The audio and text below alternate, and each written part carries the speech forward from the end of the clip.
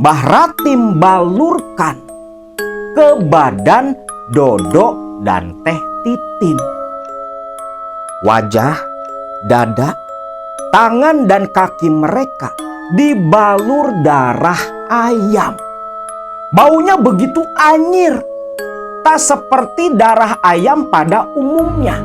Begitu berbeda dalam penciuman mereka bertiga. Ada makhluk yang begitu mengerikan. Rambutnya jabrig awut-awutan, matanya merah, kuku-kukunya panjang dengan jari-jari kurus. Duduk dengan tangan memegang jok mobil tepat di belakang kepala Titin.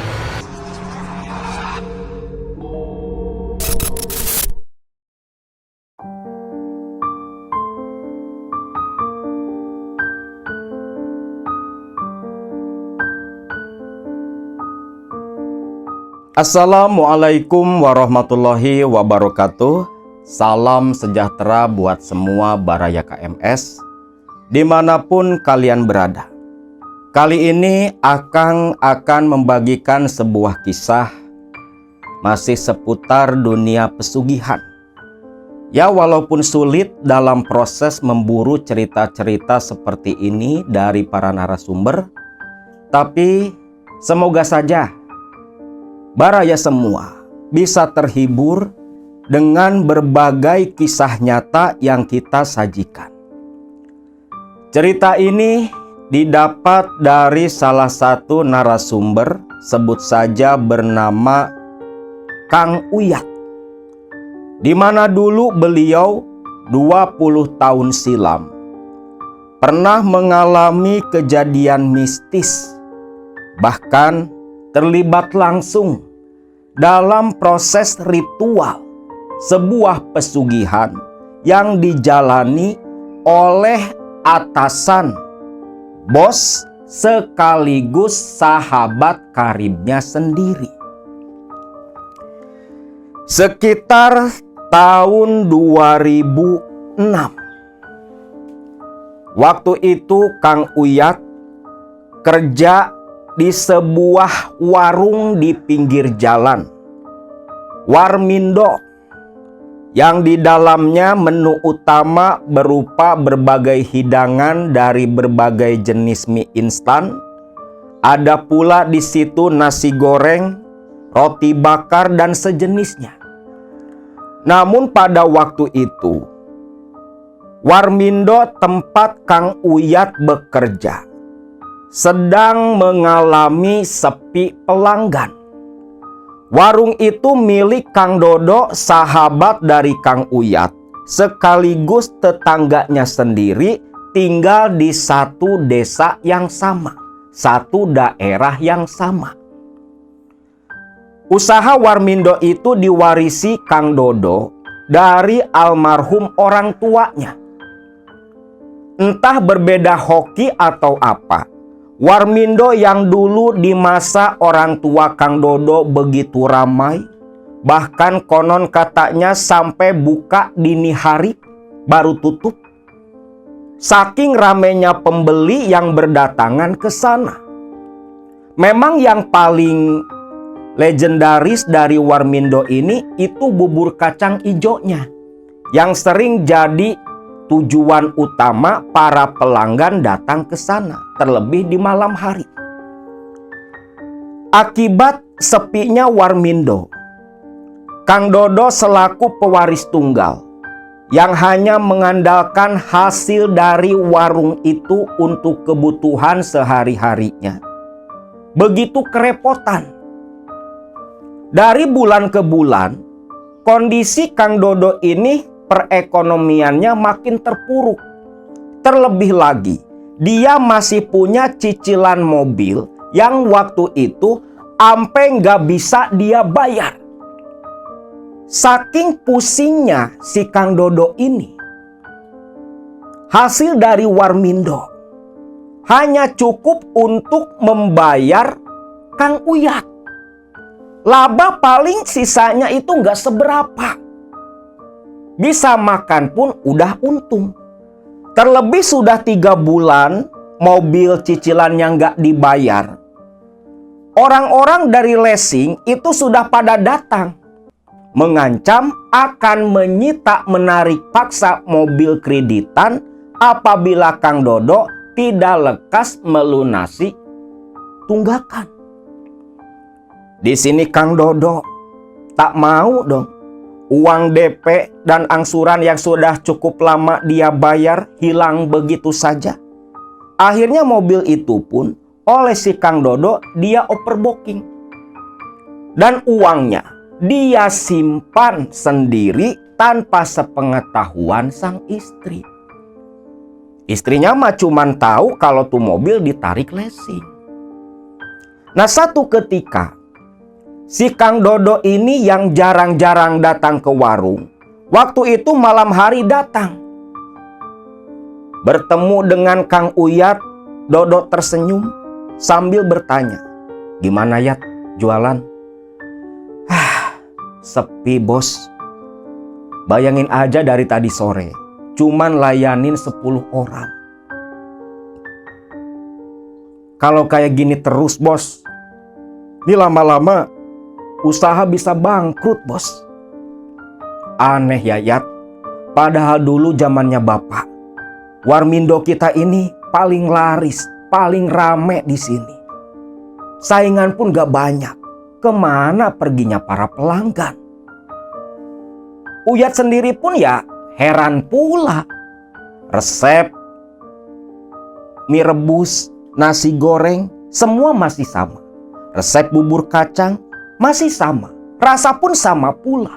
Apa sebenarnya yang membedakan waktu zaman orang tuanya Kang Dodo? Padahal Kang Uyat ini sudah bertahun-tahun loh kerja di situ. Dan dia sudah dipercaya betul oleh almarhum orang tua Kang Dodo. Yat, beberes aja lah, tutup. Sebelum pulang, kita makan dulu lah. Makan nasgor di perempatan jalan sana, ucap si Kang Dodo.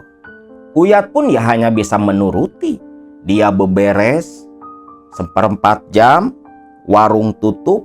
Dia pun naik motor ngikutin Kang Dodo ke tempat nasi goreng lesehan di perempatan. Di situ Kang Dodo langsung pesan makan. Padahal dia ini kan punya nasi goreng sendiri di warung. Tapi sepertinya memang ada tujuan lain ngajak si Kang Uyat ini makan bersama. Nah, disinilah ternyata ketika pesanan mereka tiba, sambil makan Kang Dodo ini ngomong, "Yat, terus terang aja Yat, makin kesini hidup makin sulit. Mobil udah tak overbooking, gak bisa setor Yat. Kebutuhan di rumah udah murat-marit. Si Titin tiap malam kerjanya nyerocos ngomel mulu. Udah gak kuat Yat kalau kayak gini terus. Hasil dari warung cuman buat ngegaji kamu. Bisa-bisa kalau terus seperti ini, tuh warung tutup permanen ya." Uyat pun hanya bisa menghela napas karena dia sama bingungnya dengan Kang Dodo. Ya terus gimana lagi bos? Udah coba datang ke orang pinter kek atau apa kek? Mungkin dulu waktu zamannya almarhum bapak, bapak mungkin pakai kayak penglaris Kang. Udah tak datangin dukun.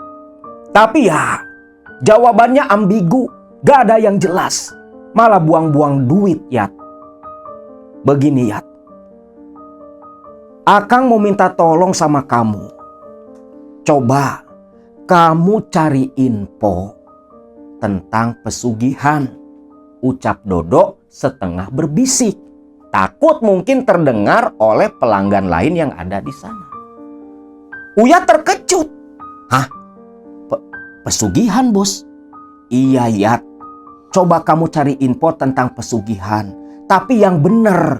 Jangan yang tipu-tipu. Gak ada jalan lain Yat selain ngambil jalan seperti itu. Waduh bos, Ini bukan masalah kecil loh bos. Sekali masuk ke jalan seperti itu nggak ada jalan kembali bos. Mesti betul-betul yakin bos. Yat, kalau nggak yakin nggak bakal saya ngomong sama kamu Yat. Cuman kamu yang saya percaya, makanya saya minta kamu tolong cari informasi tentang pesugihan yang bisa bantu bangkitin usaha saya ini ya. Terus terang aja, Akang ini udah buntu ya. Kalau warung tuh bangkrut, paling banter dijual. Duit habis gak jelas nantinya. Mau usaha lain, usaha apa? Uyat paham betul. Karena memang Kang Dodo ini dulu semasa orang tuanya hidup, bisa terbilang dia ini disuapin uang terus sama orang tuanya. Karena pikiran orang tuanya, toh nanti Dodo bakal mewarisi usaha mereka. Tak perlu lagi cari usaha lain. Gak pernah disuruh kerja. Bahkan semenjak awal menikah pun semua biaya hidup itu disuplai orang tuanya Kang Dodo. Namun pasca kedua orang tuanya tiada, ya seperti itu. Hancur lebur semuanya. Ya udahlah Kang. Kalau memang Akang dah nekat, biar nanti saya coba cari informasi tentang pesugihan yang Akang minta. Ucap si Uyat saat itu. Karena Uyat sendiri pun sama bingungnya. Kalau sampai tuh warung tutup, dia mau kerja kemana? Saat itu nyari pekerjaan susah. Anak istrinya mau makan apa nanti? Maka ketika si Kang Dodo minta Uyat nyari informasi pesugihan, Uyat pun tak pikir panjang, langsung setuju. Siap dia. Singkat cerita, pasca pembicaraan malam itu di warung nasi goreng, waktu berlalu, warung ya tetap buka seperti biasa. Namun ya gitu-gitu aja. 1 minggu berjalan, akhirnya Uyat pun dapat info dari seorang kenalannya yang katanya dulu pernah jalani ritual pesugihan di daerah Karawang, namun gagal. Gagal bukan karena pesugihannya yang tipu-tipu, tetapi karena si rekan Kang Uyat inilah yang tak sanggup dengan syarat yang diajukan oleh si dukun pesugihan. Bahkan dari rekan si Kang Uyat ini ngasih begitu detail. Informasi tempat tinggalnya, alamat, nama lengkap dari si dukun itu. Bahkan bilang, pokoknya kalau sampai daerah kecamatan Tegalwaru nih, itu tinggal tanyain aja. Namanya Mbah Ratim. Tentunya nama samaran loh ya. Pasti banyak yang tahu tempat tinggal si Mbah Ratim itu. Ucap rekan Kang Uyat. Nah, info ini pun langsung Kang Uyat sampaikan kepada Kang Dodo. Yakin Yat, nih bener-bener pesugihannya nyata, bukan tipu-tipu. Yakin Kang. Kawan saya gagal itu karena gara-gara dia nggak sanggup, syaratnya terlalu berat. Katanya sih berhubungan dengan nyawa Kang. Itu mah sudah pasti Yat. Namanya pesugihan, gak ada yang enggak pakai tumbal, semua pasti pakai tumbal. Masalah itu sudah saya pikirkan berulang-ulang, ucap Kang Dodo. Namun Kang, ada masalah lain Kang. Kata kawan saya, pesugihan ini harus dijalani oleh pasangan suami istri. Apa Teh Titin mau ikut ritual pesugihan ini Kang? Gampang Yat, itu urusan saya. Biar Akang nanti yang rayu si Teteh. Pokoknya kamu antar aja Akang nanti selepas Teh Titin setuju. Dan nanti kamu yang nyupirin mobil, kita berangkat ke Karawang sana. Ucap si Kang Dodo saat itu, yang langsung pamitan dari Warmindo pulang ke rumah, sepertinya mau bicara diskusi dengan Titin istrinya. 2 hari kemudian, Kang Dodo datang temui Uyat. Yat, si Teteh udah setuju. Kamu cari mobil rentalan, mobil sewaan. Kita berangkat. Kapan, Kang? Lusa. Lusa kita berangkat ke Karawang. Cari mobil yang 3 baris. Ucap si Kang Dodo. Uyat pun setuju. Lantas dia langsung datang ke sebuah tempat rental mobil. Ngasih DP buat sewa mobil selama sekitar 3 hari. Lepas itu dia laporan ke Kang Dodo. Kalau untuk masalah kendaraan yang nanti mau dipakai ke daerah Karawang, semua sudah siap. Tinggal menunggu Kang Dodo dan Teh Titin selaku tokoh utama yang akan menjalani ritual pesugihan. Singkat cerita, waktu itu hari Rabu, sekitar jam 10 pagi. Uyat nyetir mobil, jemput Kang Dodo dan Teh Titin istrinya. Mereka bertiga langsung meluncur menuju ke daerah Karawang. Tepatnya daerah Karawang Selatan yang jadi tujuan utama mereka adalah Kecamatan Tegalwaru, tempat di mana beradanya sosok Mbah Ratim atau Ki Ratim selaku dukun sakti yang bisa memberikan pesugihan kepada mereka. Sedangkan anak Kang Dodo dan Teh Titin yang bernama Andi tak tahu menau tentang apa yang sedang dilakukan orang tuanya. Karena pada tahun 2006 ini Andi baru masuk semester 1 kuliah di luar kota dan tak tahu keadaan di tempat tinggalnya. Singkat cerita nih, karena memang perjalanan begitu santai, jam setengah 6 sore mereka baru tiba di daerah Tegalwaru.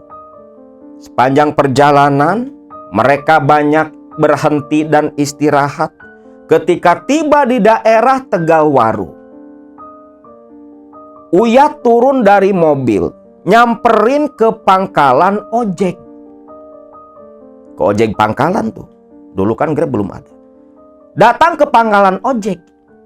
Nah, di pangkalan ojek, si Kang Uyat lantas bertanya ke salah satu ojek di sana, menanyakan alamat tempat tinggal dari Mbah Ratim. Ini loh, Kang, saya mau nanya, Akang tahu nggak? Namanya ini Mbah Ratim tinggal di desa anu, Kang. Oh, tahu. Mau ke tempatnya Mbah Ratim? Iya. Berapa orang? 3 orang, Kang. Tapi kami bawa mobil. Bisa nyampe langsung ke sana nggak mobil? Bisa, bisa. Ya udah, begini aja. Nanti siapa namanya? Kang Uyat. Nah, nanti Kang Uyat ikutin saya aja. Saya antar langsung ke tempat tinggalnya Mbah Ratim. Alhamdulillah. Makasih ya, Kang, ucap Uyat yang lantas masuk lagi ke mobil lalu ngikutin ojek yang mengantar menuju tempatnya Mbah Ratim. Tiba di tempat Mbah Ratim itu pas berbarengan dengan berkumandangnya azan maghrib. Bayar ongkos ke ojek. Ojek itu pamit pulang. Kang Dodo, Teh Titin, dan Kang Uyat langsung bertamu ke rumah si Mbah Ratim ini. Mereka bertiga beruluk salam dari luar. Jawaban serak suara perempuan tua terdengar membukakan pintu. Sepertinya tuan rumah ini sudah terbiasa menerima tamu. Lantas tersenyum mempersilahkan mereka bertiga masuk ke dalam rumahnya. Mau ketemu Abah? Iya, Bu, Abahnya ada. Ada, masih sholat maghrib di kamar. Tunggu saja sebentar. Ucap si istri dari Mbah Ratim. Dodo, Uyat dan Titin duduk di ruang tamu, menunggu si Mbah Ratim menemui mereka. Tak berselang lama, istri Mbah Ratim datang kembali menyuguhkan teh hangat. Lantas undur pamitan, lalu muncul sosok Mbah Ratim. Lelaki tua yang nampak sangar namun cukup berwibawa. Tersenyum lantas mendekat menyalami mereka bertiga. Kalian ini dari mana? Wah, jauh Mbah. Saya dari kota Anu Mbah, ucap Kang Dodo. Oh, jauh atuh. Jam berapa dari sana? Jam 10 Mbah. Jadi ada tujuan apa kalian jauh-jauh datang ke rumahnya si Mbah? Begini Mbah, terus terang saja, saya datang kemari itu dapat info dari kawan teman saya ini Mbah. Katanya kawan teman saya ini dulu pernah dibantu Mbah Ratim jalani ritual pesugihan, tapi gagal karena nggak sanggup dengan syaratnya. Nah, Mbah, terus terang saja, jauh-jauh saya datang kemari ingin melakukan hal serupa. Tolong saya Mbah, usaha saya diambang kehancuran. Sudah mau bangkrut, udah mau hancur Mbah. Saya mau minta tolong sama Mbah Ratim. Tolong bimbing saya. Saya mau jalani pesugihan agar saya sekeluarga bisa kembali menikmati hidup kaya raya. Aduh, pesugihan ada, asal kamu sanggup menjalani tahapan ritualnya. Kamu menyanggupi semua syaratnya. Akan si Mbah bantu kamu berdua dengan istrimu sampai sukses. Dodo dan Titin tersenyum senang mendengar jawaban dari Mbah Ratim. Oh iya Mbah, ngomong-ngomong tempat pesugihannya di mana Mbah? Tanya Kang Dodo. Sedari tadi si Uyat hanya jadi pendengar setia. Tak ada sepatah kata pun yang keluar dari bibirnya. Ya, masih sekitar sini. Kalian mesti tahu, tempat tinggal si Mbah ini tepat di bawah kaki Gunung Sanggabuana. Nah, di Gunung Sanggabuana itulah tempat ritual yang akan kalian tuju. Dan perlu kalian pahami, sebelum nanti kita berangkat ke sana, sepanjang perjalanan nanti, yang paling utama, kalian berdua harus siapkan fisik dan mental kalian. Kuatkan niat dan tekad kalian. Dan yang paling penting, harus lepas iman. Terkejut di sini. Lepas iman. Maksudnya si Mbah, bagaimana Mbah? Ya harus lepas iman. Karena ketika kalian bersekutu dengan lelembutan Gunung Sanggabuana, kalian tak boleh menjalankan perintah agama kalian. Kalian muslim? Muslim Mbah. Lepaskan keislaman kalian. Loh, tapi kan Mbah Ratim tadi sholat maghrib. Loh, si Mbah ini kan beda. Si Mbah ini cuman jadi jembatan penghubung. Bukan pelaku, bukan pemuja seperti kalian. Si Mbah hanya membantu membukakan pintu. Ya kedepannya urusan kalian dengan mereka. Oh gitu. terus selain mesti murtad, Mbah? Masalah itu saya gak keberatan lah, Mbah. Lah tau selama ini saya gak dapat makan dari agama kok, Mbah. Gak berarti bagi saya. Tapi jawabannya memang seperti itu. Tapi Mbah, untuk syarat-syarat ritualnya itu apa saja, Mbah? Soalnya saya datang kemari itu nggak bawa apapun, Mbah. Loh, kalau masalah syarat ritual, ya nanti bisa cari di sini. Yang paling penting itu, selain harus ada madat, umbo rampes, sajen kumplit segala macam, harus ada seekor ayam tulak. Ayam tulak? Apa itu ayam tulak, Mbah? Mbah Ratim tersenyum. Ayam tulak itu ayam kalau yang bulunya hitam legam, ada satu yang berwarna putih di bagian sayap. Baik sayap kiri atau sayap kanan. Kalau yang warna putih, ada bulu hitam di sayapnya juga. Itu namanya ayam tulak. Dan ritualnya nanti akan dilakukan di 3 tempat sepanjang jalur Gunung Sanggabuana. Pokoknya nanti kalian mesti siap mental. Oh gitu, Mbah. Ya sudahlah, Mbah. Kira-kira berapa semua biaya yang harus saya keluarkan sampai ritualnya selesai, Mbah? Mbah Ratim di sini terdiam, memejamkan mata, keningnya berkerut, seperti yang coba menghitung berapa biaya yang harus dipenuhi oleh Kang Dodo.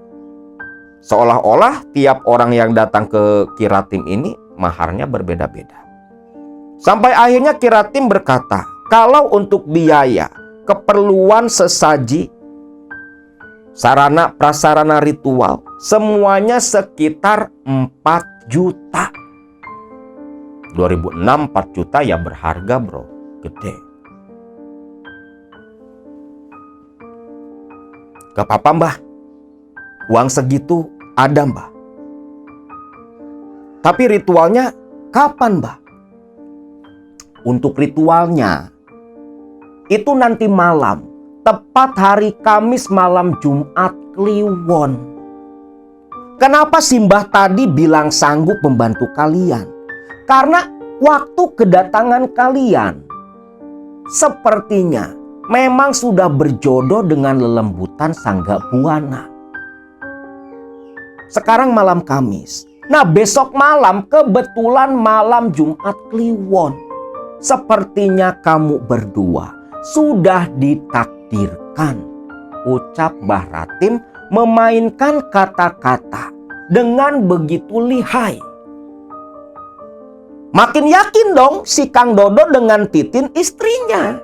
Kalau jalan inilah jalan keselamatan mereka dari kehancuran usaha. Maka tak banyak bicara, uang 4 juta dia serahkan kepada Mbah Ratim. Selepas uang diterima, Mbah Ratim pun menyuruh mereka bertiga istirahat di kamar tamu rumahnya Mbah Ratim. Termasuk si Kang Uyat. Namun Uyat yang sadar diri hanya sebagai supir. Sedangkan kamar tamu cuma 1. Dia pun izin untuk tidur di dalam mobil saja. Dodo, Titin ataupun Mbah Ratim tak keberatan dengan permintaan Kang Uyat. Gunung Sanggabuana, sebuah gunung di daerah Jawa Barat yang tentunya sudah begitu terkenal dan baraya semua tentunya tahu dengan keberadaan Gunung Sanggabuana ini.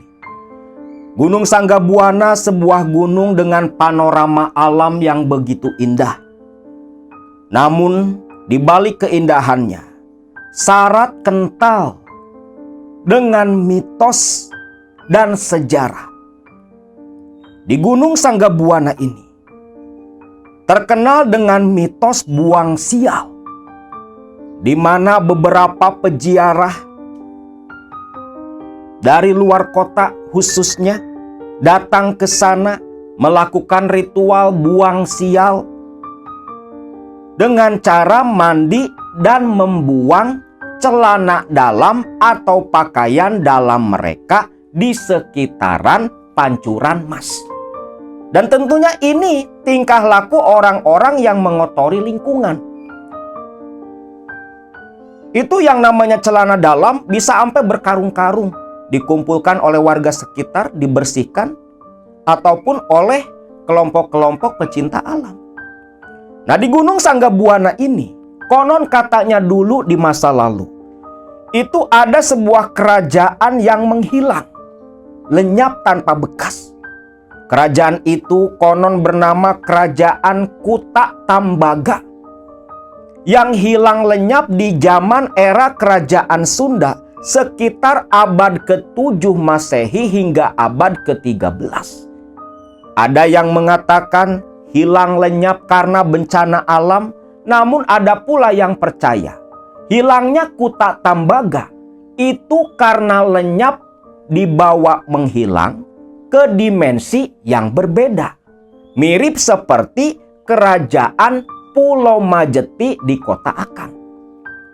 Selain itu, di Gunung Sanggabuana ini begitu banyak situs-situs bersejarah. Kurang lebih ada 99 situs makam kuno dan situs-situs lain yang sering didatangi oleh para peziarah untuk ngalap berkah. Dan di Sanggabuana pula ada sosok makhluk mitologi yang kita kenal dengan nama Aul, atau kalau di Eropa sana manusia serigala. Konon katanya sosok Aul yang berwujud manusia dengan kepala anjing itu dulunya adalah seorang kesatria pilih tanding yang mempunyai ilmu rawa rontek. Satu ketika saat terjadi peperangan, kepala si satria ini ditebas. Kepalanya putus, namun dia salah mengambil kepala. Yang dia ambil itu kepala anjing dan ketika diletakkan rekat kembali dengan tubuhnya. Dan sosok Aul ini tinggal dan menghuni Gunung Sanggabuana sebagai penjaga hutan belantara yang ada di sana. Di Gunung Sanggabuana pula begitu banyak goa-goa alam yang sering dijadikan tempat semedi karena kental dengan energi spiritual. Terkhususnya di rute pendakian dari daerah Karawang, dari Tegalwaru, itu banyak katanya gua-gua alam yang sering dikunjungi dan didatangi para peziarah. Yang salah satunya nanti akan didatangi pula oleh Kang Dodo, Teh Titin, dengan Mbah Ratim. Sekilas itulah tentang Gunung Sanggabuana. Lalu malam itu mereka semua beristirahat di rumahnya Mbah Ratim.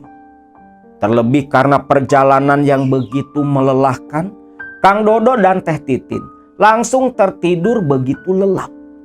Pagi hari mereka dibangunkan oleh Mbah Ratim, diajak sarapan bersama termasuk Kang Uyat.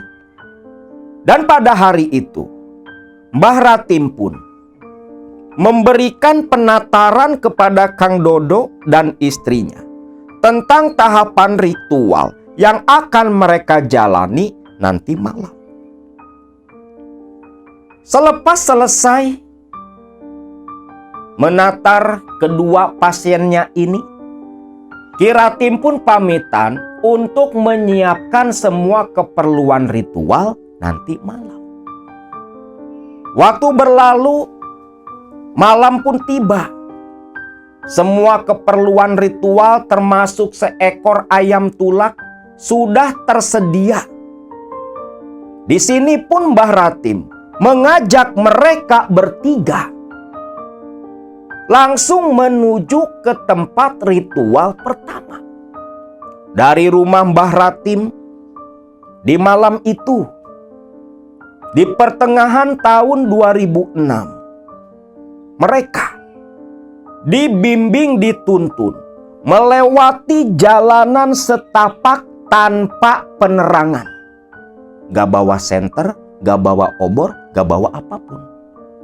Untung bulan bersinar begitu terang.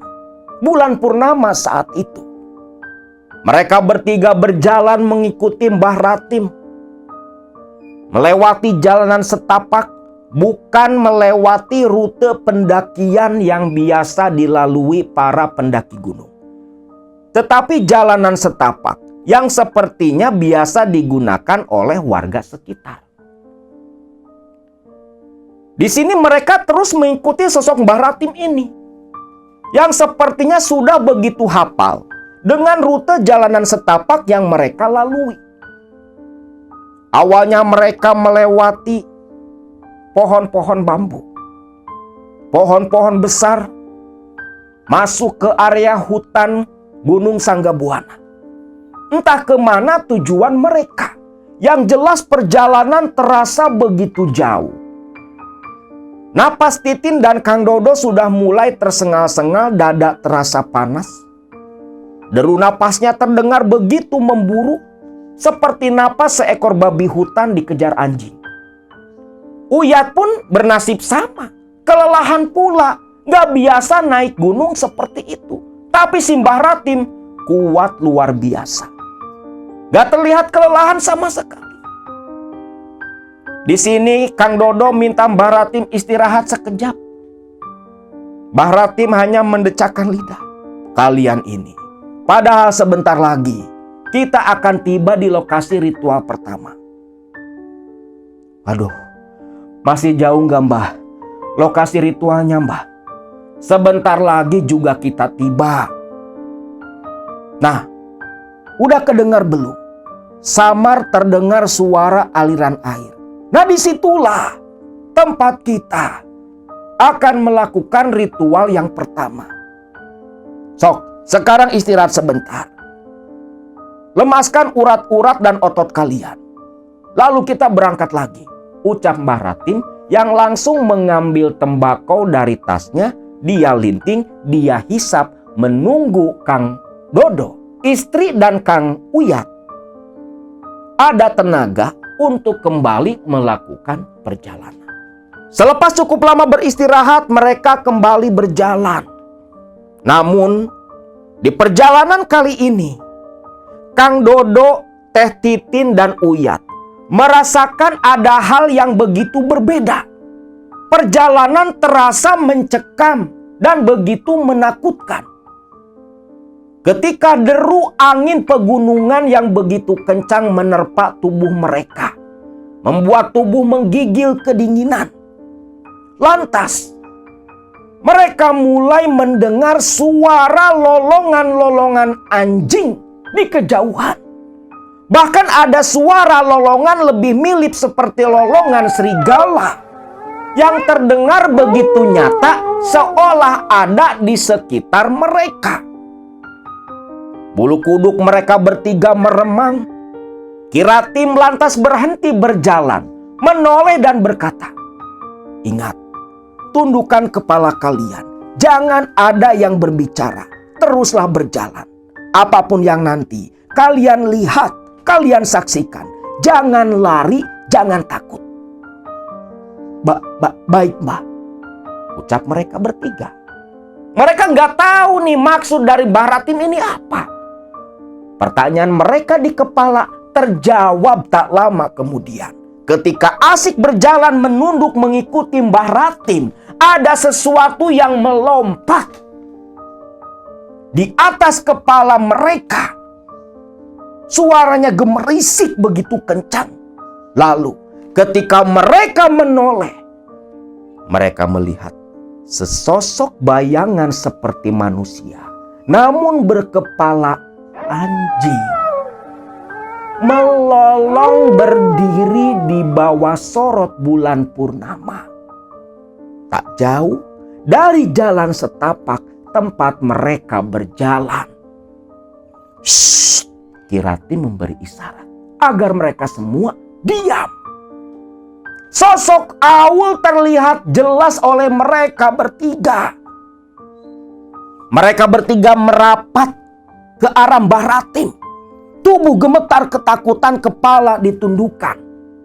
Lalu sosok Aul itu selepas melolong melengking begitu tajam, kembali lenyap seketika, seolah tak pernah ada. Seperti menyambut kedatangan Mbah Ratim dengan mereka. Selepas sosok Aul menghilang, Mbah Ratim mengajak mereka melakukan perjalanan tanpa ada satupun orang yang berani berbicara. Dan tibalah mereka di sebuah pancuran yang airnya begitu jernih. Entah pancuran apa. Karena di Gunung Sanggabuana ada beberapa pancuran yang konon sering didatangi peziarah dan memiliki khasiat tertentu. Seperti pancuran Cikajayaan, pancuran Mas, dan ada juga Cikahuripan. Yang jelas ketika tiba di area pancuran, Mbah Ratim berkata, "Nah, disinilah tempat ritual pertama untuk kalian berdua. Istirahat sebentar. Simbah akan siapkan keperluan sesaji ritual di tempat ini." Di sini Mbah Ratim mengeluarkan pincukan daun berisi kembang 7 rupa, kembang setaman. Ada juga di situ telur ayam kampung disimpan di tengah-tengah kembang. Lalu diletakkan di atas batu di samping pancuran bambu. Dan di sini Mbah Ratim mengambil beberapa batang dupa. Dia bakar, dia simpan tepat di samping sesaji, dia tancapkan. Di sini Mbah Ratim duduk bersila. Kang Dodo, Titin, dan Uyat hanya duduk diam memperhatikan, tak berani bicara. Mantra-mantra berbahasa Sunda seperti jangjawokan terdengar dari mulut Mbah Ratim. 5 menit waktu yang dihabiskan oleh Mbah Ratim. Lantas Mbah Ratim berdiri mendekat ke arah Kang Dodo. "Nah sekarang, Dodo dan kamu Titin, mandilah bergantian di bawah guyuran air pancuran untuk menyucikan tubuh kalian. Tapi ingat, selepas mandi langsung kenakan lagi pakaian tanpa mengenakan pakaian dalam." "Loh, kenapa Mbah? Pakaian dalam kalian yang dipakai saat ini harus dibuang sebagai penanda membuang sial dan membuang keapesan sengkala hidup kalian. Karena selepas mandi dan ritual di tempat ini, kalian berdua akan menjalani hidup baru.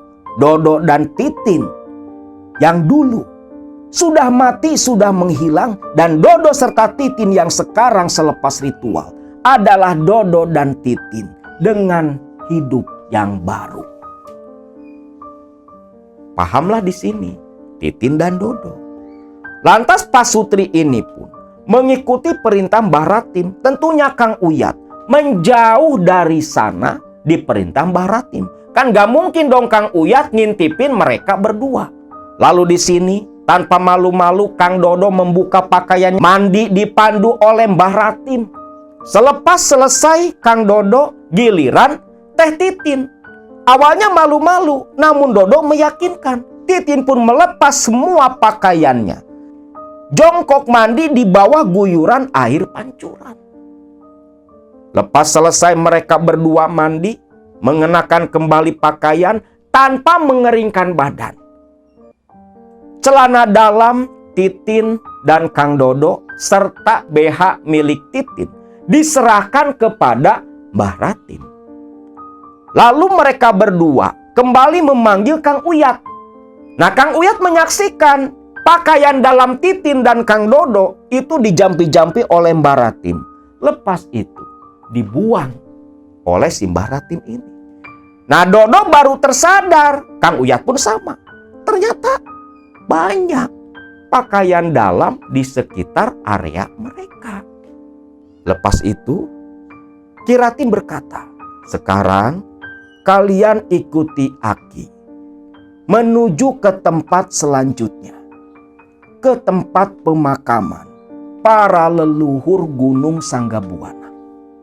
Kang Dodo dan istrinya hanya mengikuti perintah Mbah Ratim tanpa banyak bicara.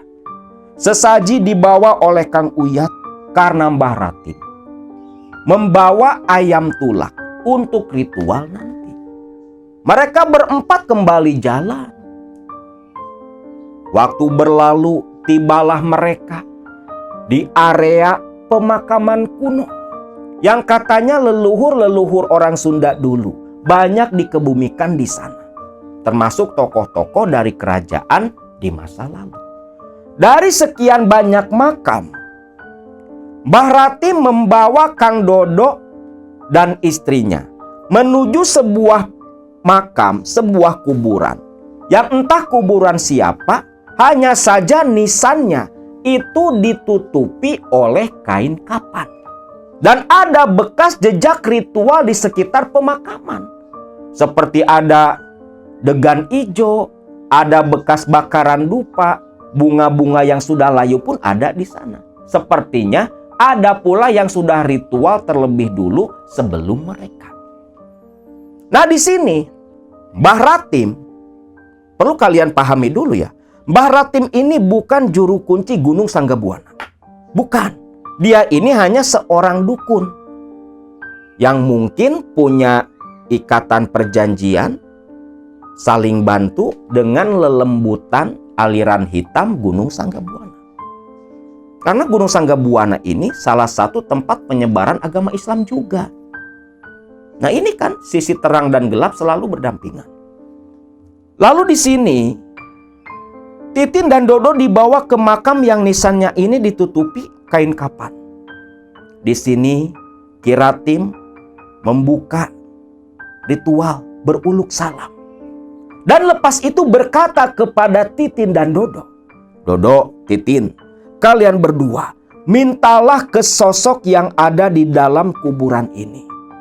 Kalian munajatkan keinginan kalian agar diijabah, dikabulkan oleh beliau." Mbah sama si Uyat menunggu di luar, ucap Mbah Ratim. Dodo dan istrinya mengangguk paham Mbah Ratim meninggalkan mereka, lalu memanggil Uyat. "Yat, sini Yat, pegangi ayam ini." "Iya Ki," ucap Kang Uyat. Kang Uyat memegangi kaki dan sayap ayam. Lalu Mbah Ratim mengambil sebuah mangkuk plastik, dia letakkan di atas tanah. Lalu ayam tulak disembeli, darahnya ditampung di mangkok itu. "Mbah, ini darahnya untuk apa, Mbah?" "Ini untuk ritual. Jangan banyak tanya. Pegangi ayam ini. Jangan sampai darahnya berciprat kemana-mana." "Iya, Mbah." Nah, ketika prosesi penyembelihan ayam tulak ini, Kang Uyat bulu kuduknya meremang, rasa takut datang. Rasa takut yang tak jelas entah bersumber dari mana. Namun sepanjang mengucurkan darah ayam ke mangkuk, saat itulah Kang Uyat merasakan seperti di sekeliling area pemakaman itu, area kuburan kuno itu, ada makhluk-makhluk tak kasat mata yang mengerumuni dan memperhatikan mereka.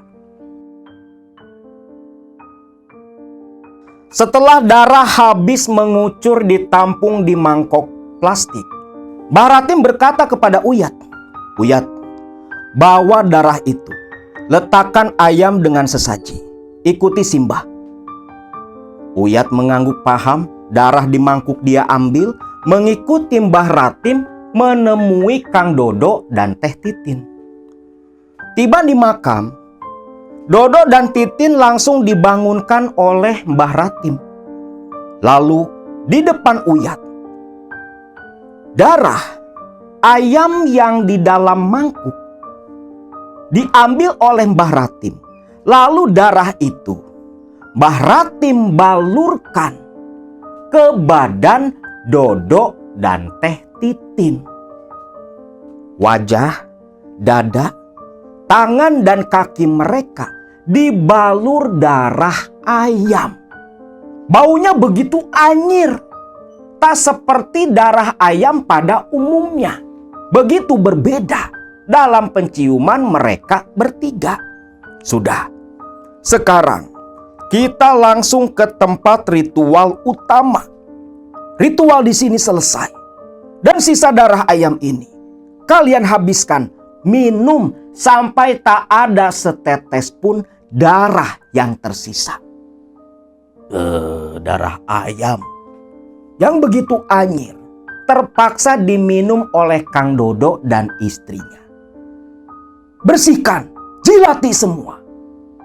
Tuh mangkok ampe dijilat oleh Teh Titin dan Kang Dodo bergantian sampai betul-betul bersih dari darah ayam. Di sini Kang Uyat yang mual mau muntah melihat itu semua. Sedangkan Dodo dan Titin ketika meminum darah ayam yang awalnya tercium begitu anyir, namun ketika masuk ke mulut mereka terasa begitu manis, layaknya meminum sirup. Lepas itu Ki Ratim menuntun mereka bertiga menuju tempat ritual. Yang terakhir, menjauh dari area makam leluhur di Gunung Sanggabuana. Agak turun ke bawah seperti jalan pulang. Lantas berbelok ke arah kiri seperti menembus ke area hutan belantara. Entah di bagian mana, Akang nggak tahu ya. Yang jelas katanya itu turun dari area pemakaman. Katanya dibawa masuk ke kayak hutan gitu. Sampai tibalah mereka di tempat ritual yang terakhir, yang ternyata berupa sebuah mulut goa. Tiba di goa ini sudah sekitar jam 11 malam. Dan di sini goanya terlihat begitu masih asri, seperti yang memang jarang didatangi manusia. Di sini Mbah Ratim berkata, "Uyat, kamu tunggu di luar. Hanya mereka yang berkepentingan yang boleh masuk ke dalam." "Iya Mbah, gak apa-apa. Saya nunggu di sini saja Mbah," ucap Kang Uyat. Ayam, bangkai ayam tulak tuh, dan sesaji lain dibawa masuk oleh Ki Ratim dan Kang Dodo. Masuk ke dalam gua untuk melakukan ritual yang entah ritualnya seperti apa. Singkatnya nih, 3 orang Mbah Ratim, Teh Titin, Kang Dodo udah pada masuk ke goa. Tersisa Kang Uyat sendirian di luar. Hawa terasa begitu dingin. Jaket hoodie yang dia kenakan langsung dia tutupi ke kepala. Nyamuknya bukan main, dikerubuti tuh si Kang Uyat. Kang Uyat pun mengambil rokok, dia bakar, dia hisap. Di sini Kang Uyat merasa ketakutan karena ketika menatap ke sekitar area luar goa, Kang Uyat melihat ada sorot-sorot bercahaya seperti mata di balik pepohonan. Di suasana Gunung Sanggabuana yang begitu gelap. Entah binatang buas, entah apa. Kang Uyat tak tahu. Kang Uyat takutnya ada macan, ada harimau yang mendekat ke arah mulut gua. Habis mati diterkam mereka. Nah di sini ketika Kang Uyat sedang gemetar ketakutan, rasa takutnya semakin menjadi-jadi. Ketika Kang Uyat samar mendengar suara seperti suara perempuan yang bersenandung. Bersiul-siul, heheotan kalau kata orang Sunda. Kang Uyat tuh bilang, "Nih Kang Maman, pas lagi duduk depan gua tuh ada yang heheotan Kang. Ada yang bersiul-siul. Kayak lagi nembang, tapi siulan." Di tengah suasana tegang itu, saking takutnya nih Kang Uyat katanya hampir kencing di celana. Ada suara perempuan. Suaranya tak wajar, seperti bukan suara manusia. Suara perempuan ini menegur Kang Uyat. Suaranya seperti suara orang yang bicara sambil menutup hidung. Kang, ojo naon Kang? Suaranya seperti itu. Uyat pun makin ketakutan dong. Akang paham, nih suara makhluk yang disebut Aden-Aden. Karena cuma Aden-Aden yang punya suara seperti itu. Konon katanya hidung Aden-Aden itu terbalik ke atas, maka suaranya kayak gitu, ngirung kalau kata orang Sunda. Bengek gitu. Nah di sini bayangin aja rasa takut Kang Uyat itu seperti apa. Dia nyempon aja tuh deket batu, saking takutnya. Terlebih ketika Kang Uyat mendengar suara seperti ada yang terbang dari atas gua melewati Kang Uyat menuju ke deretan pepohonan. Kang Uyat nggak berani buka mata. Mata dia pejamkan, kepala dia tundukkan, hodi dia tutup ke sini tuh. Gemetar Kang Uyat. Rokok sampai jatuh dari jarinya tuh. Di tengah ketakutannya itu, tiba-tiba Kang Uyat mendengar suara jeritan dari dalam goa. Jeritan Teh Titin dan Kang Dodo. Nggak tahu apa yang terjadi di dalam sana. Jeritan itu seperti suara jeritan orang kaget bercampur rasa takut. Uyat gak peduli, boro-boro mikirin Kang Dodo sama Teh Titin. Mikirin badan sendiri aja belum tentu selamat. Wong dia ngerasa dikerumuni setan. Tepat sekitar jam 12:30 malam, terdengar suara langkah kaki keluar dari goa. Ternyata ritual sudah selesai. Kiratim keluar diikuti Kang Dodo dan Teh Titin. Uyat merasa lega. Namun ketika menoleh ke arah Teh Titin dan Kang Dodo, wajah mereka terlihat begitu pucat pasi. Bahkan tubuh mereka masih terlihat gemetar, seperti menyaksikan sesuatu yang begitu menakutkan. Sekarang kalian semua ikuti Aki turun, kita pulang ke rumah, ucap Kiratim. Di sini tak ada yang berani bicara, hanya berjalan mengikuti Mbah Ratim turun kembali ke bawah, ke pekampungan, ke rumahnya Mbah Ratim. Nah tiba di rumah nih ceritanya. Mereka langsung dikumpulkan di ruang tamu. Terlihat jelas mereka begitu kelelahan. Mental dan tenaga dikuras. Di sini Kiratim, di sela mereka minum air hangat, menenangkan badan, mengumpulkan tenaga, Kiratim pun menjelaskan di mana nanti ketika Kang Dodo dan Titin sudah pulang lagi ke rumah. Seperti pesugihan pada umumnya, Titin dan Dodo harus selalu ngasih sesaji. Di malam-malam tertentu harus ada kamar khusus pula, kamar petang di rumah, kamar yang gelap untuk ritual. Dan di warung setiap hari-hari tertentu, bahkan diusahakan harus setiap hari, Kang Dodo disuruh sebelum warung buka harus membakar madat. Dan di waktu asar harus sediakan kopi pahit, kopi manis, teh pahit dan teh manis serta air putih ditaburi kembang mawar sebagai sesaji di warung dengan 2 batang rokok gudang garam merah, rokok kretek. Untuk sesaji, dan itu sesaji yang harus ada setiap hari. Diletakkan di tempat yang tersembunyi agar tak dilihat dan diganggu orang lain.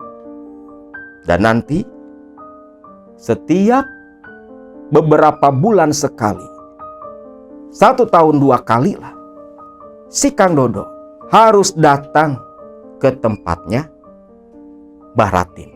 Ingat, selepas kamu sukses nanti, jangan lupakan Simbah yang sudah membantu kalian. Paham dong maksud dari Simbah Ratim ini.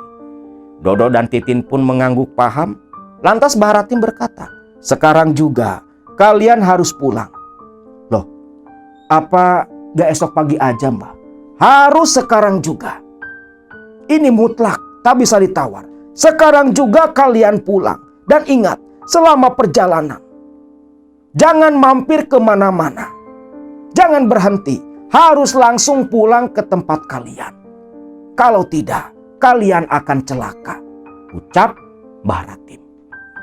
Mereka berdua pun akhirnya dengan terpaksa, walau sebenarnya masih ingin istirahat, namun diperintahkan untuk pulang, yang mereka tak bisa menolak. Langsung saja mereka pamitan kepada Mbah Ratim dan istrinya, balik lagi ke kota tempat mereka. Nah, sepanjang perjalanan pulang, Kang Dodo dan Titin yang begitu lelah tertidur lelap di dalam mobil. Menyisakan Kang Uyat yang masih harus tetap fokus nyupirin mobil itu. Dan di dalam mobil ini, baru sekitar setengah perjalanan, Kang Uyat itu mencium bau bangkai yang begitu pekat. Sampai hampir mual si Kang Uyat ini. Kaca jendela semua dia buka. Namun aroma bau bangkai tak hilang sama sekali. Bulu kuduk Kang Uyat mulai merinding nih. Pikirannya udah mulai kemana-mana. Sampai tak sengaja Kang Uyat melihat lewat spion tengah yang di atas tuh. Tepat di baris ketiga, di jok ketiga paling belakang, Kang Uyat melihat ada makhluk yang begitu mengerikan. Rambutnya jabrig awut-awutan, matanya merah, kuku-kukunya panjang dengan jari-jari kurus. Duduk dengan tangan memegang jok mobil tepat di belakang kepalanya Titin. Kang Uyat yang terkejut ngerem ngedadak sampai Titin dan Dodo terbentur kepala mereka. Lah, Yat, ada apa? Kok ngerem ngedadak? Kang, ada. Namun sayang, ketika menoleh lagi, makhluk itu hilang. Ada apa? Ingat kata Mbah Ratim, jangan berhenti, kita harus terus jalan. Dengan terpaksa, Uyat dengan jantung yang masih bergemuruh ketakutan, kembali melaju perlahan. Namun selepas makhluk tadi muncul dan hilang, bau bangkai pun hilang pula dari dalam mobil itu. Singkat cerita, dah pada sampai nih. Uyat antarkan Titin dan Kang Dodo ke rumahnya. Jumat pagi itu, selepas mengantarkan mobil ke tempat rental, Uyat pun pulang ke rumah, mengikuti instruksi Kang Dodo, di mana Warmindo baru akan buka hari Senin nanti. Waktu itu pulang hari Jumat, Sabtu Minggu libur, Senin baru buka lagi, mengawali hari baru dengan nasib baru pasca ritual dari Gunung Sanggakbuana. Hari-hari berjalan, tiba hari Senin nih. Warmindo ini memang bukanya dari pagi, tutup ya semaunya. Jadi nggak ada jadwal tutup yang jelas. Kalau dulu mah zaman orang tuanya Kang Dodo, sampai subuh pun masih buka. Karyawannya banyak, sampai ada 3 shift katanya. Entah penglaris jenis apa yang dijalani oleh orang tua si Kang Dodo ini. Lalu hari Senin itu jam 7 Kang Uyat kendarai motor langsung ke warung. Memang yang pegang kunci warung dia pun ada. Jadi kunci warung ini dipegang Kang Dodo sama Kang Uyat. Namun tiba di warung ternyata Kang Dodo udah tiba terlebih dulu. Uyat beruluk salam masuk ke dalam. Terlihat Kang Dodo sedang duduk menyolek sesuatu seperti pasta berwarna hitam. Nah, itu namanya madat. Lalu dioleskan ke rokok. Rokok kretek disulut. Baunya wangi luar biasa. Memenuhi Warmindo pagi itu. Uyat sendiri apa? Ya beberes. Siapkan. Buat dagang hari itu. Selepas rokok habis, Kang Dodo ternyata yang dulu nggak pernah ikut jaga warung. Tapi semenjak hari itu, pasca ritual dari Sanggakbuana, Kang Dodo ikut jaga. Walau yang layani pembeli tetaplah Kang Uyat. Jadi si Kang Dodo ngambil alih posisi jadi kasir di Warmindo. Warung pun mulai dibuka nih. Awalnya sih belum ada pelanggan. Udah 1 jam warung buka baru muncul. Awalnya 1 orang. Makan di situ, pesan mie rebus.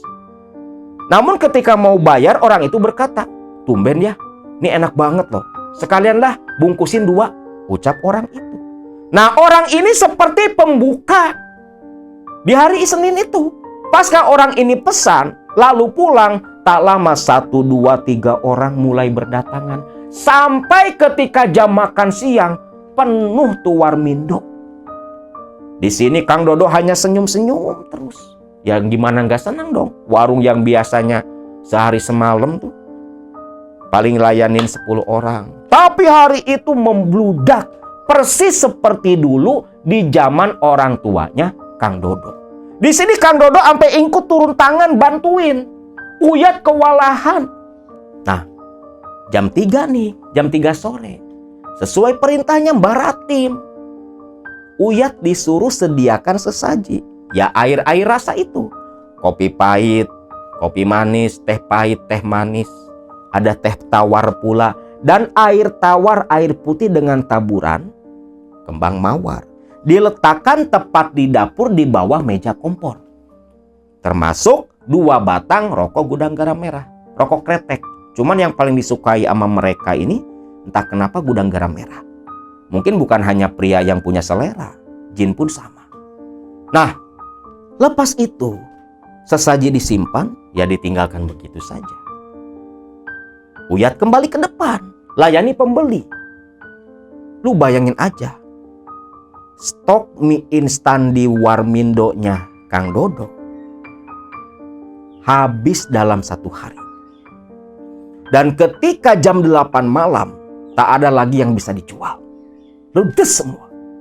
Warung pun langsung tutup. Dan ketika tutup warung inilah, Kang Dodo memperlihatkan uang dari dalam laci. Yang sebenarnya uang itu, nilai totalnya begitu melebihi nilai seharusnya. Jadi yang mestinya nih paling dapat duit ya taruh aja 3 juta. Itu dapatnya sampai 7 juta bro. Kang Uyat sendiri sampai terbelalak. Tak percaya. Bos, gak salah nih duit. Ya inilah Uyat. Hasil dari ritual di Sangga Buana. Ingat, tutup mulut. Beres bos, ucap si Kang Uyat. Dan ketika Uyat mau pamitan pulang, Kang Dodo ngasih duit 200.000 buat jajan anaknya Kang Uyat. Kang Uyat pun pulang. Hari-hari berlalu, warung makin rame.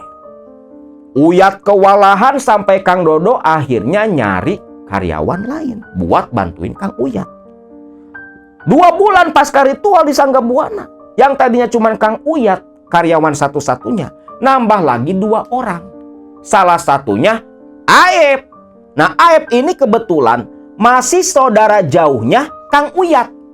Ya masih sepupuan lah sama si Kang Uyat. Ikut kerja di sana jadi pelayan. Dan Kang Uyat lebih fokus di dapur. Yang layanin di depan itu si Aep dan seorang lagi perempuan namanya Rini. Wah, ini warung katanya hasilnya tiap hari berjuta-juta. Sampai si Kang Dodo ini beli mobil baru. Istrinya pun penampilannya luar biasa. Tak pernah lepas dari emas perhiasan. Dan Kang Uyat pun ikut pula kecipratan kesuksesan dari Dodo. Setiap bulan selain gaji pokok, Uyat pun dikasih bonus pula. Ya bonusnya itu gak main-main loh. Senilai dengan gaji Kang Uyat tiap bulan. Dodo ini begitu royal ke Uyat. Kalau ada perlu, mau pinjam uang atau apa, langsung dikasih tanpa perlu harus bayar. Waktu berlalu, Kang Dodo udah bangkit lagi nih usahanya, udah sukses. Memang betul, tiap 6 bulan sekali si Kang Dodo ini sesuai omongan Mbah Ratim, itu ke Karawang, nemuin Mbah Ratim. Ngapa? Ya ngasih duit lah. Kan kata Mbah Ratim, kalau udah kaya raya, jangan lupa. Tak terasa waktu terus berlalu. Sudah 1 tahun tepat Kang Dodo menjalani ritual pesugihan. Waktu itu ada kejadian aneh yang dialami oleh Aep, karyawan Kang Dodo. Malam minggu, banyak pengunjung yang datang ke warmindonya Kang Dodo. Ada yang bawa pasangan, ada pula yang datang sendirian. Waktu itu Kang Uyat di dapur memanggil Aep. Aep bergegas datangin Kang Uyat. Ada apa, Kang? Ep, kamu diem dulu di warung. Jagain warung. Layani pelanggan. Akang mau ke rumah dulu, mau ganti pakaian. Sekalian mandi. Nih badan udah lengket. Ucap Kang Uyat. Aep pun mengangguk. Lantas Uyat pulang. Nah, waktu itu ada yang pesan mie rebus. Tentunya Aep harus ke dapur dong. Aep pun langsung berjalan ke dapur di belakang. Namun ketika sampai ke dapur, Aep mencium bau bangkai. Ketika bau bangkai tercium begitu menyengat, Aep kira mungkin itu bangkai tikus. Namun ketika tiba di dalam dapur, Aep terkejut. Sosok Kang Uyat berdiri menghadap kompor yang menyala, merebus air di dalam panci. Loh, Kang Uyat? Bukannya Kang Uyat tadi pulang? Tapi sosok Kang Uyat ini ditanya gak jawab. Fokus aja berdiri seperti mematung menghadap kompor yang menyala. Bau bangkai ternyata tercium dari tubuh sosok Kang Uyat ini. Aep berjalan mendekat, hatinya mulai ketakutan. Kang Uyat, itu loh, ada yang pesan mie rebus, ucap si Aep. Namun Uyat ini tetap saja diam. Dapur yang memang agak remang-remang, wajah dari Kang Uyat tidak begitu jelas. Aep terus mendekat sampai tiba-tiba Kang Uyat berbalik langsung menghadap ke arah Aep. Dan saat itulah Aep tak sempat teriak. Saking ketakutannya, sosok Kang Uyat di hadapannya wujudnya mulai berubah. Rambutnya gondrong awut-awutan, begitu gimbal, kasar, wajahnya menciut, hanya tengkorak berbarut kulit dengan mata yang begitu tajam. Tangannya menciut pula, mengkerut seperti tengkorak berkulit manusia dengan jari-jari yang begitu kurus, kukunya yang begitu tajam, tersenyum menyeringai ke arah Aep yang langsung jatuh pingsan.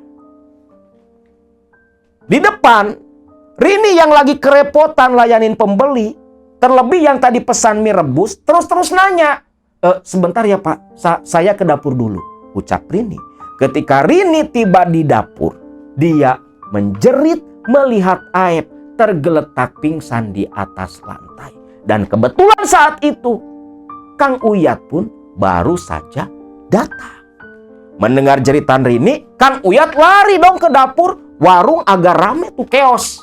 Agak ribut. Ditenangkan sama Kang Uyat. Gak apa-apa, ini karyawan. Anak buah saya ada yang pingsan, mungkin kelelahan, ucap Kang Uyat. Aep dibantu dong sama Kang Uyat, dibalur minyak angin, diurut-urut. Ketika Aep tersadar, Aep pun ditanya, Ep, ada apa? Kang, ada setan Kang. Setan? Setan apa? Aep cerita apa yang terjadi pada dirinya. Mendengar itu, pahamlah Kang Uyat kalau yang dilihat oleh Aep tak lain adalah dedemit dari Sangga Buana yang dulu ketika pulang dari rumah Baratim dilihat pula oleh Kang Uyat di jok belakang mobil mereka.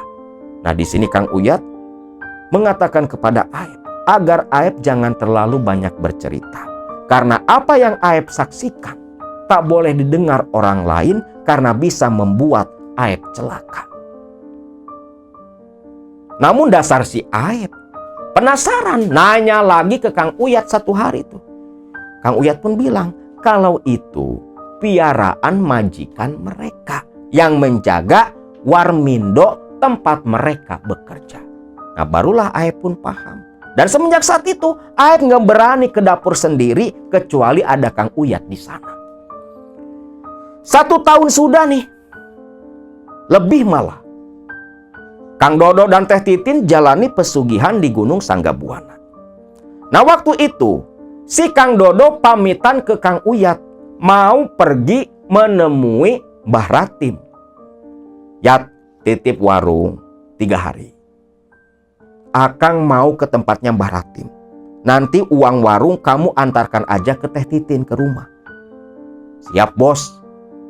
Dodo pun langsung berangkat. Udah pakai mobil baru. Masing-masing udah pada punya mobil nih. Kang Dodo punya mobil sendiri, Titin pun sama. Yang masih motoran ya cuman Kang Uyat. Wong dia cuma karyawan, cuma nganter doang, gak ikut pesugihan. Nah, 3 malam itu Dodo di Karawang, di tempatnya Mbah Ratim. Uyat di hari kedua Dodo menemui Mbah Ratim. Seperti biasa jam 9 Warmindo tutup. Uang langsung dia rapihkan. Dia antarkan ke Teh Titin ke rumah. Kayak hari kemarin, anterin ke rumah, dikasih ke Teh Titin. Nah, waktu hari kedua ini Kang Uyat ke rumahnya Teh Titin. Teh Titin ngajak Uyat ngobrol. Yat, jangan dulu pulang. Ada yang mau Teteh bicarakan. Ada apa, Teh? Gini, Yat. Teteh sampai gak bisa tidur sekarang. Kemarin Teteh mimpi. Mimpi apa, Teh? Yat, Teteh mimpi lihat si Andi diseret makhluk yang begitu menakutkan di tengah hutan. Rambutnya dijambak, diseret sepanjang jalan. Teteh teriak, Teteh lari, namun Teteh gak bisa menyentuh mereka. Teteh takut, Yat. Takut terjadi sesuatu sama si Andi, anak sulung Teteh. Terkejut dong Kang Uyat. Namun di luaran Kang Uyat menunjukkan raut wajah yang biasa aja, seperti yang gak peduli. Lalu di sini Kang Uyat berusaha menenangkan Teh Titin. Teh, wajar atuh kalau Teteh mimpi kayak gitu. Kan udah lama si Jang Andi teh gak pulang. Saran saya mah Teteh sesekali mah tengokin si Andi di luar kota. Pasti mimpi yang Teteh alami itu gara-gara Teteh jarang ketemu sama si Andi. Selama ini kan paling cuma lewat telepon, lewat HP. Baiknya Teteh datangin si Andi langsung ke sana, sekalian jenguk Teh. Iya juga ya, Yat. Ya udahlah, nih buat jajan anak kamu, ngasih cepet tuh si Teh Titin. Uyat ya seneng, lalu dia pun pamitan pulang. Hari ketiga, Kang Dodo pun datang. Malam itu Kang Dodo datang ke warung. Mukanya terlihat muram, tak bicara, seperti punya beban masalah. Namun di sini Kang Uyat gak berani nanya, gak berani ngomong sama sekali. Takut malah kena semprot oleh Kang Dodo. Karena terus terang pasca ritual di Sanggabuana, sifat Kang Dodo ini agak sedikit berubah. Mudah marah, mudah terpancing emosi. Yang gak pernah berani ngebentak ke Kang Uyat, udah berani ngebentak. Seolah lupa akan persahabatan mereka. Tak terasa 1 minggu sudah nih, pasca si Kang Dodo ini pulang dari tempatnya Mbah Ratim. Waktu itu, sekitar jam 2 siang, Kang Uyat lagi sibuk-sibuknya layanin pembeli nih sama Aep sama si Rini. Ketika sedang sibuk layanin pembeli, HP Kang Uyat berdering. HP dia ambil, ternyata Teh Titin yang nelpon. Ketika diangkat, terdengar suara Teh Titin yang menangis. Uyat bertanya, Teh, ada apa Teh? Yat, si Andi, Yat. Si Andi? Andi kenapa? Titin mengabarkan kepada Uyat. Andi katanya mati kecelakaan tunggal, di mana ketika Andi pulang kuliah bawa motor cukup kencang, motornya itu nabrak trotoar Andi terlempar. Naas Andi terlindas oleh truk yang melaju kencang. Mendengar itu, Uyat pun syok. Telepon langsung ditutup oleh Teh Titin. Ditutup dengan isak tangis yang begitu memilukan. Uyat terdiam, lantas duduk di kursi.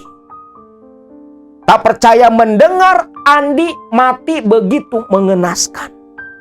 Dia pun teringat akan mimpi Teh Titin beberapa waktu yang lalu. Pahamlah Uyat, Andi sepertinya mati dijadikan tumbal oleh bapak kandungnya sendiri. Singkatnya, Warmindo tutup. Uyat jemput istri dan anaknya langsung ke rumah Teh Titin menunggu jenazah yang masih dalam perjalanan. Ketika jenazah tiba, alangkah kagetnya Kang Uyat. Ternyata jenazah dari Andi kepas dari badan seperti ayam tulak yang disembelih sampai buntung oleh Mbah Ratim di Gunung Sangga Buana. Makin yakin dong Kang Uyat kalau memang si Andi ini ditumbalkan oleh Kang Dodo, bapak kandungnya sendiri. Dan di sini Kang Dodo tak terlihat seperti yang kehilangan anak. Gak ada raut wajah sedih, biasa-biasa saja. Uyat pun di sini memberanikan diri bertanya. Dan betullah, tanpa ada beban, Kang Dodo mengatakan kepada Uyat kalau memang Andi dijadikan tumbal. Ngeri dong mendengar jawaban langsung dari Kang Dodo. Nah, pasca si Andi mati jadi tumbal, usaha makin menjadi-jadi ramenya. Ampe-ampe nih di 2008, si Kang Dodo buka cabang baru di kecamatan yang berbeda. Ramenya pun sama seperti Warmindo yang diurus oleh Kang Uyat. Namun makin lama kerja sama Kang Dodo, Uyat ini makin merasa nggak kerasan. Dia dibayangi ketakutan, takut menjadi tumbal selanjutnya. Karena tanda-tandanya sudah mulai bermunculan. Satu ketika Kang Uyat pulang dari warung, anak bungsunya yang masih usia 5 tahun itu nangis ketakutan ketika bertemu dengan Kang Uyat. Katanya bilang ada sosok makhluk yang menyeramkan di belakang Kang Uyat. Dan itu terjadi setiap malam pulang dari Warmindo. Penasaran, Kang Uyat datang ke seorang ustadz namanya Ustadz Wahidin. Nah, Ustadz Wahidin yang didatangi Kang Uyat, dia langsung ngomong, Kang Uyat ini kerja di tempat orang kan? Iya Pak, saya ini karyawan. Nah, sosok yang mengikuti Kang Uyat itu adalah piaraan dari bosnya Kang Uyat. Saran saya, Kang Uyat harus hati-hati. Bahkan sebaiknya keluar saja dari tempat itu. Loh, kenapa Pak?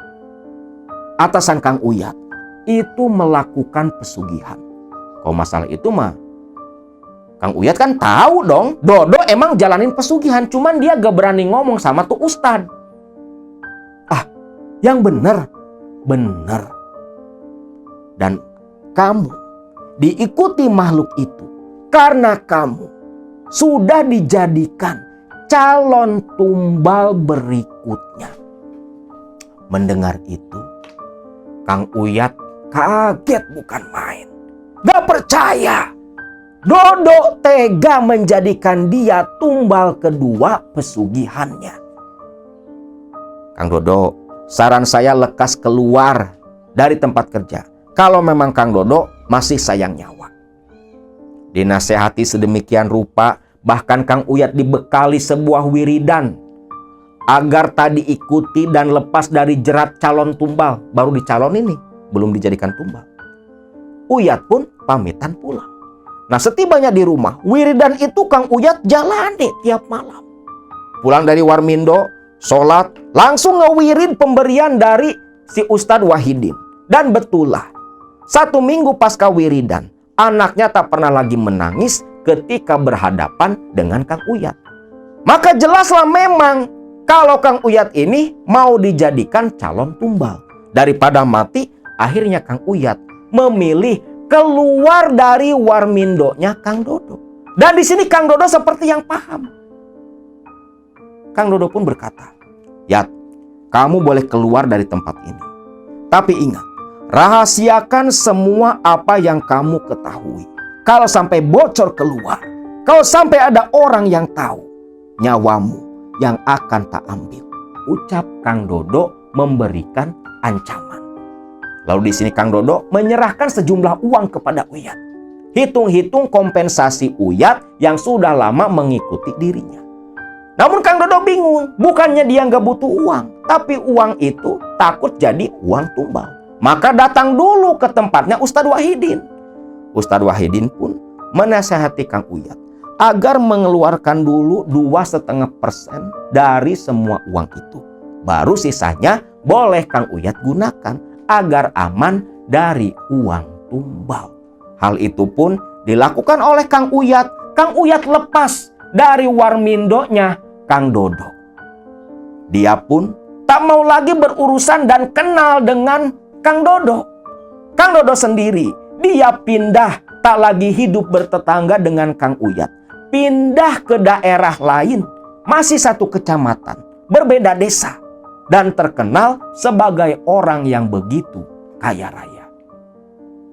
Dan yang terjadi di tahun 2008 itu, Rini lah yang mati tertabrak mobil ketika menyeberang di depan warmindo.